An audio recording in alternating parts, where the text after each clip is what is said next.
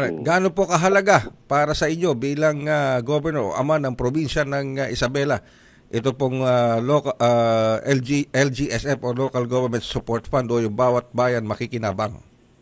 Tama yun. Maganda yun, ano? Kasi pantay-pantay yung pag-distribute nitong ano ito. May may criteria ang distribution nitong ngayon, mga LGSF. Lahat ngayon at saka may patutunguhan.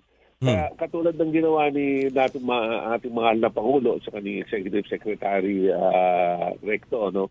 Ang ginawa nila, lahat ng bayan makakatanggap ng tig 10 milyon. 5 milyon para sa pantawid gutom. Kumbaga, bibigyan ng mga lahat ng kung anong criteria man ang gusto ng local official, mabibigyan niya ng bigas 10 kilos every 2 months.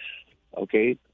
So yan, yung nakalaan na pondong yan, mamimili sila kung senior citizen, PWD, fisher folks, or farmers, or whatever na yung mga malnourished na tao, lactating mothers, bahala na yung mayor dyan, discretion sila tungkol sa perang yan. Ngayon naman, nagbigay sila sa probinsya ng ganun din na base naman sa populasyon.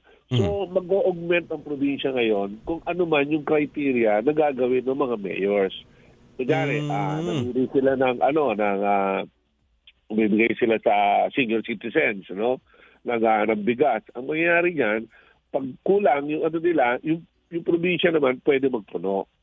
Doon sa para maganda yung para equitable, kumbaga. Cohesion, yung kumbaga in consonance kung nagtutulungan.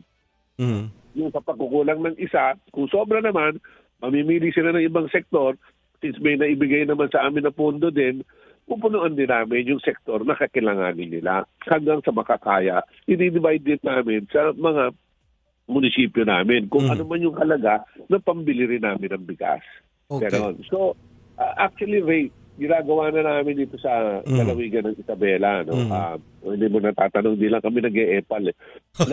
Nagbibigay na rin kami ng bigas doon, 10 kilos a month sa mga pero lang yung senior citizens kasi hindi pa nasama sa programa. So, for the past mga 5 years, pagbupo ko, nabibigyan na yung mga tanod, tricycle drivers, yung mga PWD, fisher folks. Gano'n ang binibigyan namin ayuda. Ginagamit ko naman yung EDF, yung Economic Development Fund namin. Yes. Para yung ROI ko dyan, tao. Kumbaga, pinakakain ko yung tao kung mabuti, at least, nagiging healthy sila. Yes. Nakakatipid ako sa, kung healthy yung tao, nakakatipid ka sa gamot, sa hindi ka nagkakasakit, okay? So, itong LGSF, talagang maganda ang ginawa ni Pangulong BBM ngayon sa kanyang Executive Secretary Recto dito sa pagbigay ng pera ito. Kasi noon, hindi mo nalalaman kung saan Kung sino lang yung nagre-request, yun lang. So, hindi nakikita ng taong bayan. At saka, hindi nila nararamdaman. Yun.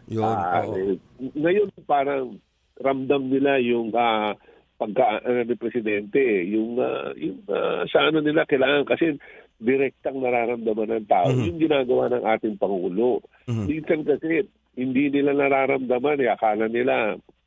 Akala nila pag umupunta na si Pangulo siya, nag-inaugurate ng mga buildings o tinitignan yung mga nasakuna. Hindi nila nararamdaman minsan yung dating niya. Alam mo, ito ngayon, ramdam na ito. Ramdam na. Ito, sigurado ramdam ito. At saka, ang rito, nakikita natin yung sinseridad ng ating Pangulo para tugunan talaga yung yung mga problema ng ating bayan. Pero kung